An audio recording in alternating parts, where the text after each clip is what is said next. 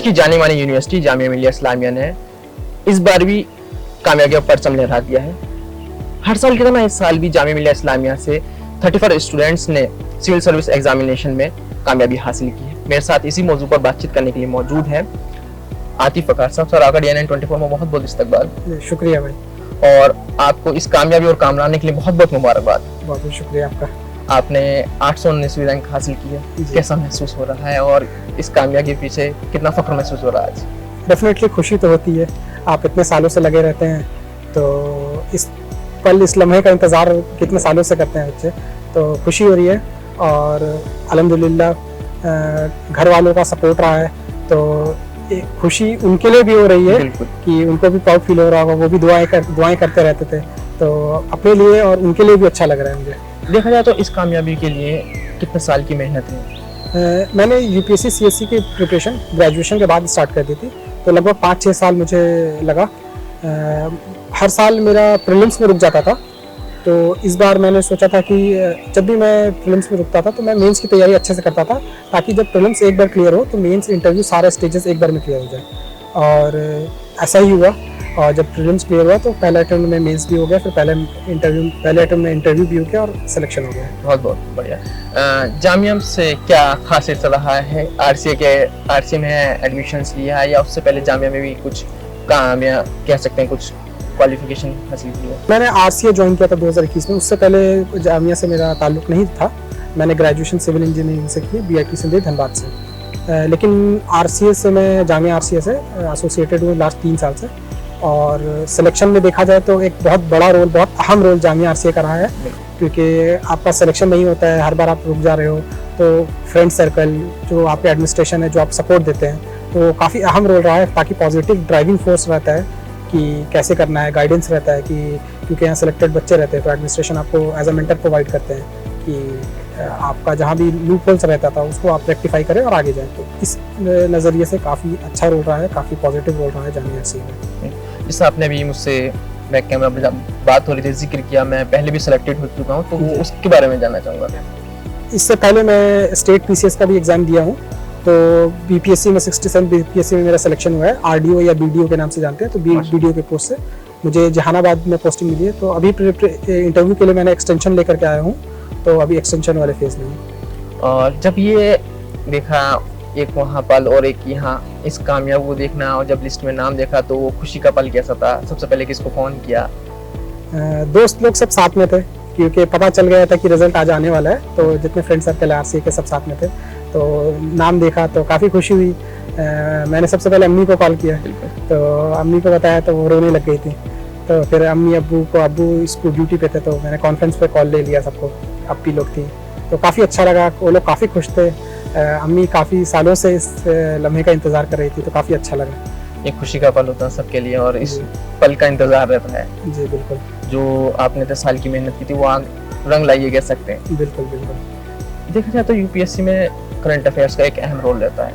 CSAT भी अब बहुत सारा चेंज हो गया, तो क्या आपने किस तरह से प्रिपरेशन की? जैसा आपने कहा प्रीलिम्स नहीं निकल रहा था, तो आपकी क्या कमी पेशी रही थी, और आज के वक्त में और पहले के वक्त में कितना बदलाव हुआ है UPSC का पर्सपेक्टिव से देखा जाए तो सबसे डाइसी, सबसे कॉम्प्लेक्स फेज बोला जाता है प्रीलिम्स को, और प्रीलिम्स हर साल नेचर चेंज हो रहा है। तो उस हिसाब से देखा जाए तो बच्चों को, आपने जैसे करंट अफेयर्स का, तो करंट अफेयर्स कुछ भी चीज़ UPSC को अगर आपको करना है तो सिलेबस और PYQ के एक बाउंड्री बना करके उसी बाउंड्री के अंदर रह के करना है। करंट अफेयर्स एंडलेस सी है, सूरज के अंदर जितना चीज़ आती है सब आता है, लेकिन सब चीज़ UPSC नहीं पूछता है। आपको आइडेंटिफाई करना है कि कौन सी चीज़ें पूछ रहे हैं, तो वो आइडेंटिफाई कैसे करना है? PYQs के थ्रू, प्रीवियस ईयर क्वेश्चन जो आते हैं उसके थ्रू कीजिएगा।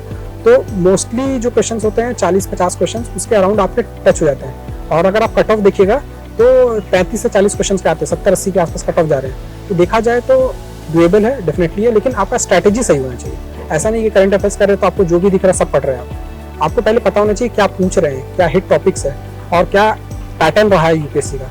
तो उस वे में अगर आप अच्छे से एनालिसिस करके प्रिपरेशन करेंगे तो इंशाल्लाह हो जाएगा सिलेक्शन। अच्छा, देखा जाए तो एक सोशल मीडिया और इंटरनेट का भी बहुत अहम रोल रहता है, उससे भी हेल्प मिलती है। इंटरनेट से हम मॉक टेस्ट लगाते हैं, मैगजीन्स टाइप होते हैं उसको ऑनलाइन भी पढ़ा जाता है। जी। तो सोशल मीडिया यूज़ करना कितना अहम है और इससे कितना बचना कह सकते हैं कितना यूज़ करना ज़रूरी है और बचना कितना ज़रूरी है, दोनों चीज़ें का पहले को जाने तो। सोशल मीडिया डेफिनेटली हम लोग सब जानते हैं डबल एज स्वॉर्ड जैसा है कि, तो उसमें क्या है कि आपको ऑप्टिमम यूज़ उसको आपका पता होना चाहिए कि सोशल मीडिया का ऑप्टिमम यूज़ क्या है। जैसे कि आपको अगर पढ़ाई के पर्सपेक्टिव से आप यूज़ कर रहे हो तो काफ़ी इफेक्टिव हो सकता है। जैसे कि आप हमारा वीडियो लेक्चर्स मिल रहे हैं, करंट अफेयर्स के कंटेंट्स मिल रहे हैं और टेस्ट सीरीज मिल रहे हैं, सब कुछ सोशल मीडिया पे अवेलेबल है। तो आप सिर्फ उसी दायरे पे रह करके सोशल मीडिया यूज़ कर रहे हो तो आपको काफ़ी फ्रूटफुल रहेगा। लेकिन उससे ज़्यादा अगर आप अननेसेसरी टाइम डिवोट कर रहे हो तो आपका मेंटल स्पेस भी मिलेगा और आपका जो टाइम प्रिपरेशन का टाइम है वो भी कम होता जाएगा। तो एज अ सीरियस एस्पिरेंट आपको वो मैच्योरिटी दिखानी होगी कि वो बाउंड्री कहाँ है और आपको कहाँ तक उसका इफेक्टिव यूटिलाइजेशन करना है। देखा जाए तो इसमें ये कितना अहम है, अपने नोट्स बनाना ज़रूरी है कि दूसरे जिसने क्वालिफाई किया है जिस कैंडिडेट्स ने, तो उसके नोट्स भी हम लें, उनको देखें, उनसे स्टडीज़ करें, वो दोनों पहलू मैं जानना चाहूँगा। देखिए आइडियल केस में तो अपना नोट्स होना चाहिए, ठीक है, क्योंकि अपना नोट्स को रिवाइज करना और अपने नोट्स को रिप्रोड्यूस करना काफ़ी आसान होता है। लेकिन कभी बहुत बार क्या होता है, वक्त की कमी होती है।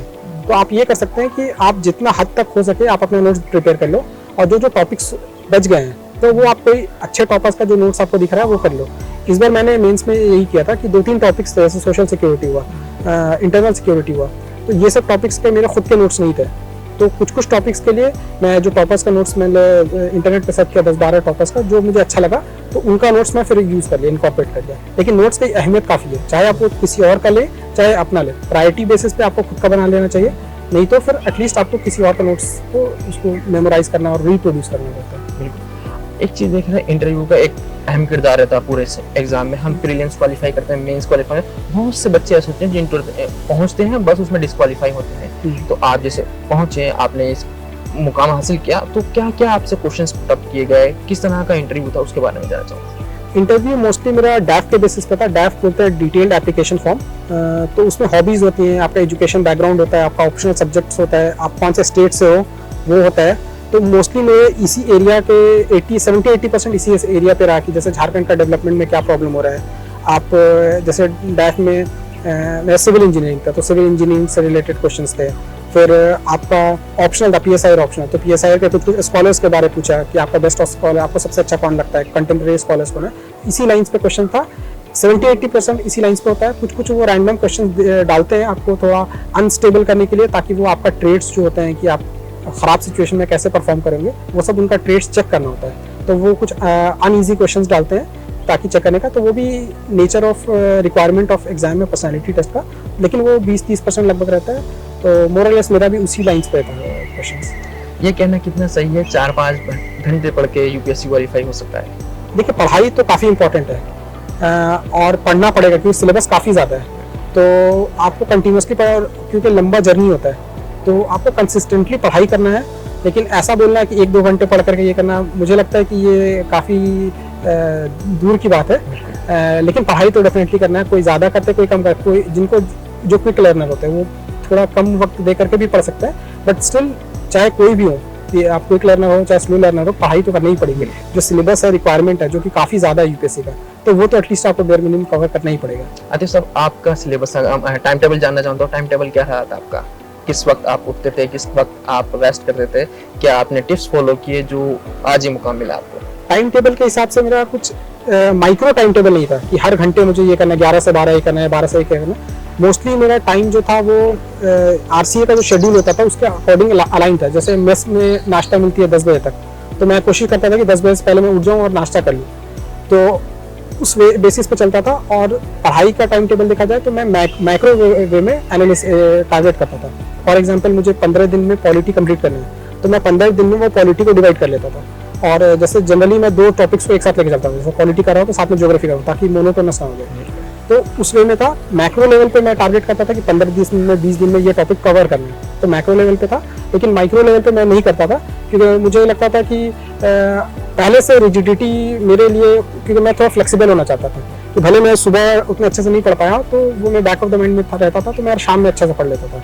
तो वो थोड़ा मैन्यूवर होने का स्कोप रखता था मैं। अभी कुछ ही दिन बचे हैं प्रीलिम्स में, जो बच्चे एग्जाम की प्रिपरेशन कर रहे हैं उनके लिए क्या पैगाम रहेगा, क्या टिप्स रहने चाहिए उनको, ये चीज़ फॉलो करनी चाहिए आपको? सबसे पहले तो प्रीलिम्स में कि आपको पीवाईक्यू का काफ़ी अच्छा एनालिसिस करना होगा। पीवाईक्यू काफ़ी हेल्प करता है कि आपका जो नेचर एग्जाम का चेंज हो रहा है तो यूपीएससी का पैटर्न सेम रहता है। पैटर्न मतलब जो थिंकिंग प्रोसेस लैंग्वेज होता है सेम होता है, क्वेश्चन का नेचर चेंज हो जाता है। तो अगर आप पीवाईक्यू कर रहे हैं तो आपको टॉपिक्स आइडेंटिफाई करने में काफ़ी ईजी हो जाएगी। दूसरी बात क्या है कि अगर आप पहले प्रीलिम्स दे चुके हैं तो आपको अपना एरिया आइडेंटिफाई कर लेना चाहिए। जैसे मेरे केस में मैं एग्जाम के बाद एनालिसिस करता था, माइक्रो एनालिसिस, कि मेरा कौन से टॉपिक में कम मार्क्स आ रहे हैं और कहाँ मैं पीछे रह जा रहा हूँ बाकी बच्चों से। फॉर एग्जांपल मैं अगर आइडेंटिफाई कर लिया हो कि ज्योग्राफी में स्टैंडर्ड टॉपिक्स मेरे क्वेश्चन गलत हो रहे हैं तो मैं ज्योग्राफी पे ज़्यादा फोकस कर जाता हूँ। तो ये हर स्टूडेंट का अलग होता है।